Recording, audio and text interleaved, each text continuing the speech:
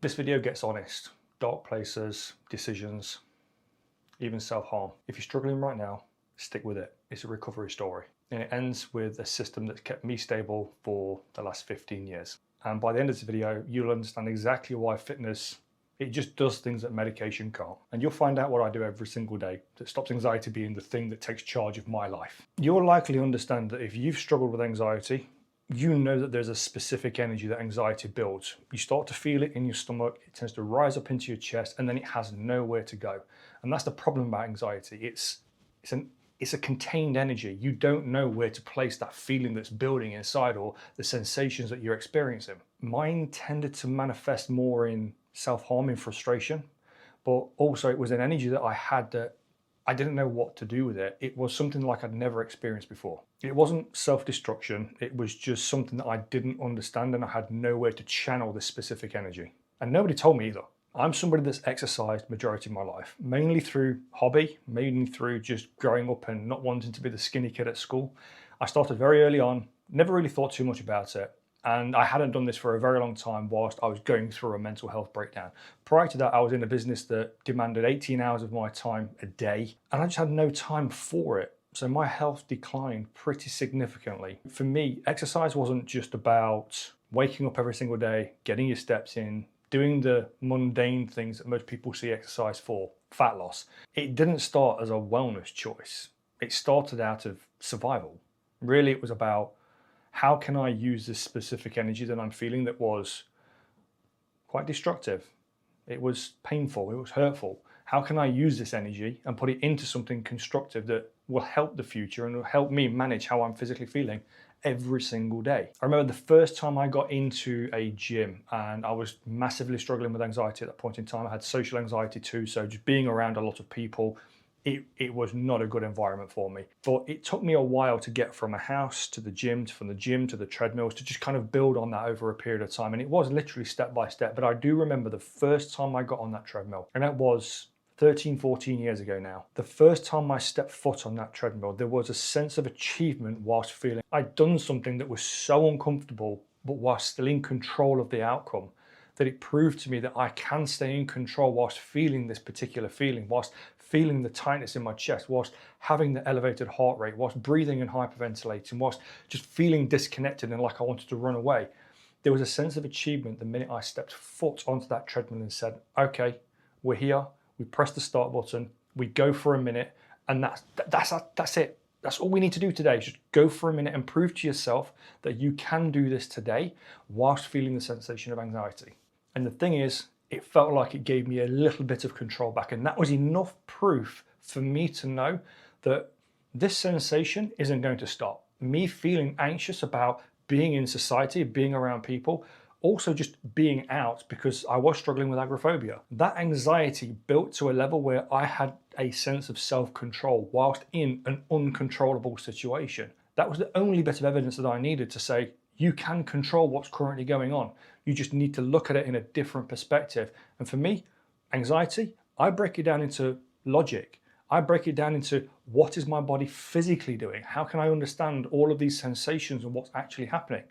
And that fight or flight response is a chemical imbalance that you're feeling at the time, where you just feel you're fearful or you're full of worry and dread. You can channel that into something productive. And if you can find the way that works for you, the thing that interests you the most. I didn't particularly like going to the gym at that point in time, but the feeling of the reward of being in control of how I felt after the anxiety had kicked in and still being in the gym, that was enough for me to know fitness was something that I could latch onto, that was going to give me a driving force, a focus, a channel to put all of this energy into that prior I felt like I was completely out of control with. Now, I'm not saying that I'm anti-medication. Not even in the slightest. I was on medication for a very long period of time. But the reason why was because for me, medication numbed my sensations of day-to-day life. It detached me even further from day-to-day experiences. I had no happiness scale. Everything just felt grey, flat, neutral, all of the time. So if something good was happening and I wanted to be able to feel some kind of joy in that, I didn't get the sensation out of it that I knew I should be getting. But also, I didn't really understand how severe some of the things that I was dealing with were, because the medication was dialing down all of those senses at the same time. So I was on that much medication that I was numb 24/7. And if I was going to regain control of what was going on in my life, I needed to have a sense of feeling. I needed to have a sense of knowing that if I'm putting energy and effort into something, the reward back from that was energy. I felt like I was containing the frustration and the anger inside of physical exercise, but also I was sleeping better. I had something to look forward to day to day. And I knew that if those frustrations were building, I had an outlet that I could use that hopefully over a period of time, once I adjusted and I got used to the environment, it was going to serve me for a lifetime, not just for a moment. And knowing the benefits of using exercise, there was no downside to what could this medication be doing to me 10, 20, 30 years down the line. So I built a pretty simple system to follow, and it's not hard, it's not complex. And I think this is one of the biggest areas that most people now inside of the health industry, they try to confuse people with, because they try to make it so complex that you need a degree to be able to understand, never mind implement the actions. So I built a 5-step system, a 5-tier system that I class as my fundamentals day in, day out, and they're non-negotiable. And the first 3 are simple: stress management, hydration, sleep. Those 3 are your starting block. You can do all of those without stepping foot out of your house, and they're going to give you the most amount of return in how you're going to physically feel. You're likely not going to be sleeping very well because of anxiety. You will feel like you're triggered, high alert. That puts you in a light state sleep, so you don't get deep sleep, you don't get very good REM sleep. Your hydration is also going to be key to just getting your body prepared to be able to work, be able to move, be able to transfer energy and nutrients from cell to cell inside of the body. But the rest part is the bit that a lot of people miss.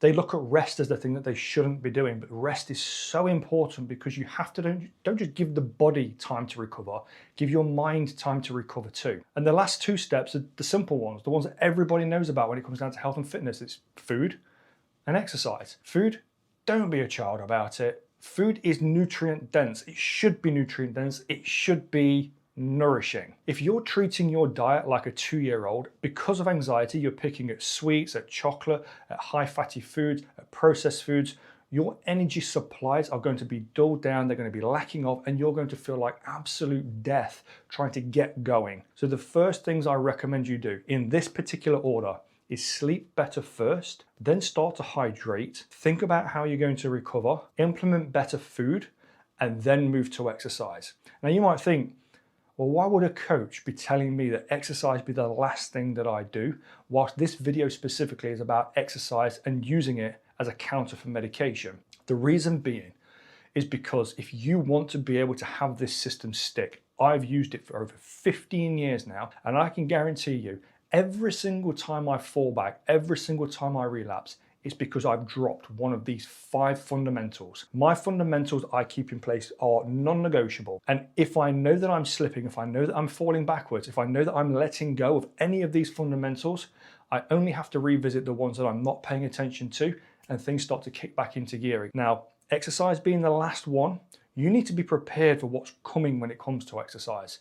Yes, you will want to find that channel of frustration, that channel of putting the anger and the frustration and the fears and the disbelief and the doubt, all of the sensations that you feel when it comes to anxiety, you want to be able to find somewhere that you can put them. I think the reason why it stuck so well for me over the years is because I never used fitness as the crutch to get me through it. I understood that activity, movement, it's the dopamines, it's the adrenaline, all of the signals that are being sent inside of the body whilst you are exercising, they're the drug that you really should be paying attention to. The things that are going to help you make you feel 10x better. But if you don't pay attention to your sleep, your recovery, your hydration and your nutrition first, you're going to be starting the hardest part with a lack of energy, lack of sleep, under-recovered, under-hydrated, and you're not going to have a system firmly embedded in your day-to-day life for you to be able to wake up and say, actually, you know what?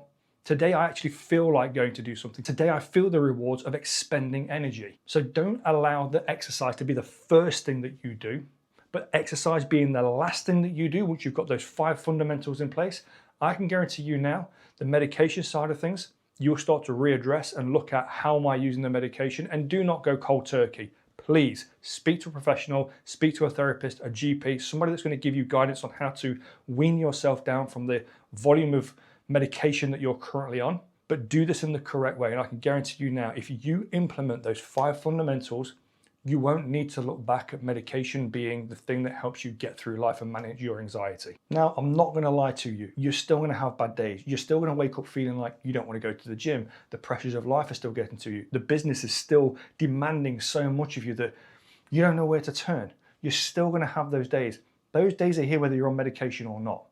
How you respond to them is the logic that I was always looking for when I was going through my breakdown. And the reason why is simply because if I could physically understand what my body was doing, what my mind was doing, how I was reacting to something, and it wasn't because medication like beta blockers making you feel a specific way, not getting your heart rate to a certain level. If there was something that wasn't inhibiting me getting to that certain point, everything was on me. It's not the medication. I can determine the output, I can determine the senses that I'm feeling from that, and I can interpret that in a way that I can do something logical with it. Now, I'll give you the little system inside of the 5 fundamentals that really helped me.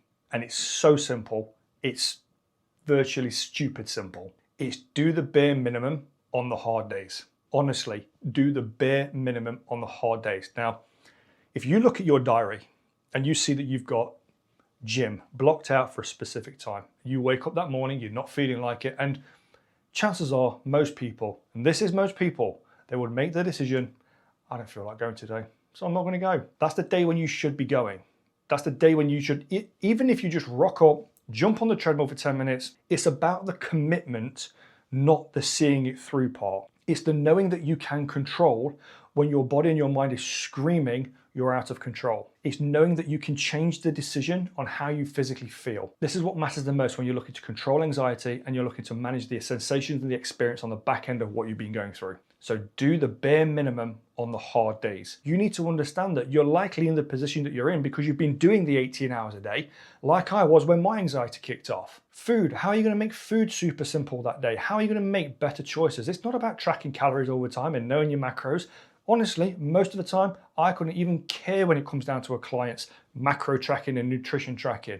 I'm more bothered about the food quality that you're eating, and then we'll look at all of the other stuff to make it fit your fitness goals. That's not the thing that you need to worry about. You just need to worry about that you're putting the right thing in so that you get the right energy out.